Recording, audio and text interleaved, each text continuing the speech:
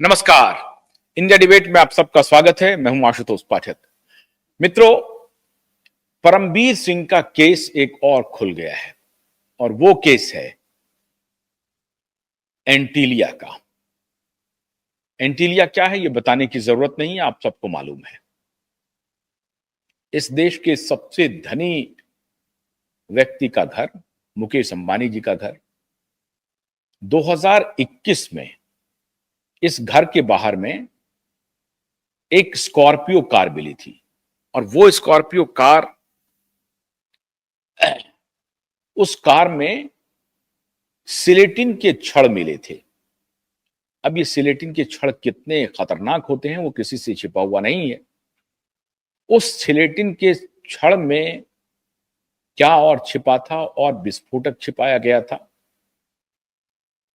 और क्या इस पूरे स्कॉर्पियो को ब्लास्ट करने की योजना थी?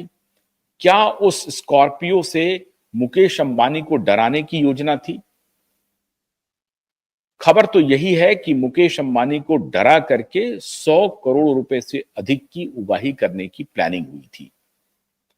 और ये प्लानिंग उस वक्त कहा जा रहा है कि उस वक्त के गृह मंत्री अनिल देशमुख के इशारे पर हुआ था।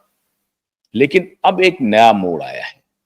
मोड़ यह है कि अनिल देशमुख के पुत्र सलिल देशमुख ने, अनिल देशमुख ने पहले भी आरोप झूठा बताया था और अनिल देशमुख ने कहा था कि इस सब के पीछे तब के पुलिस कमिश्नर परमबीर सिंह हैं, जो हमारे ऊपर झूठा आरोप मढ़ करके हमें फंसाने की योजना बना रहे हैं। अब एक नया मोड़ आया है।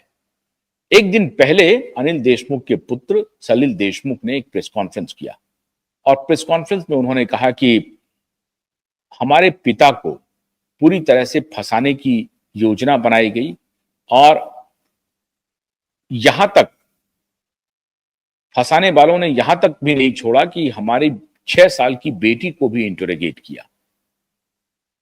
हमारे परिवार के किसी भी व्यक्ति को नहीं छोड़ा इन्फोर्समेंट डायरेक्टरेट ने, ईडी ने, और मेरी 6 साल की जो बच्ची थी उसे भी इंटरोगेशन से गुजरना पड़ा। ये आरोप उन्होंने लगाया है। और सलिल देशमुख ने कहा कि सबसे बड़ी बात यह है कि उस पूरे घटनाक्रम का जो मास्टरमाइंड है वो परमबीर सिंह है। परमबीर सिंह ने ही ये पूरी योजना बनाई थी एंटीलिया के बाहर में स्कॉर्पियो प्लांट करने की और उसमें विस्फोटक सामग्री रखने की।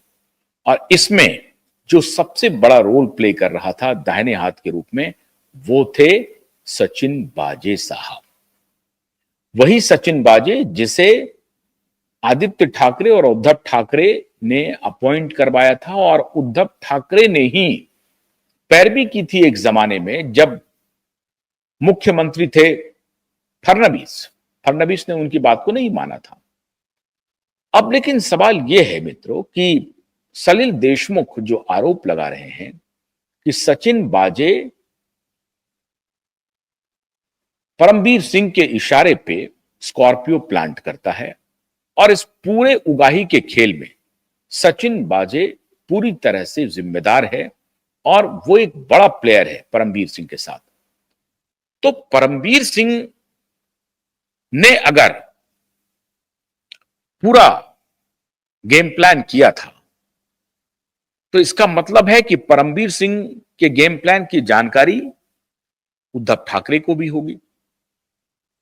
उद्धव ठाकरे का नाम एंटीलिया केस में क्यों नहीं आ रहा है? आदित्य ठाकरे का नाम एंटीलिया केस में क्यों नहीं आ रहा है? नाम सिर्फ अनिल देशमुख का क्यों आ रहा है?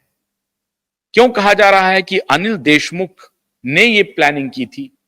पूरा का पूरा जो मनी लॉन्ड्रिंग का केस और बाकी जो उगाही का केस बना वो अनिल देशमुख के खिलाफ कैसे बन गया?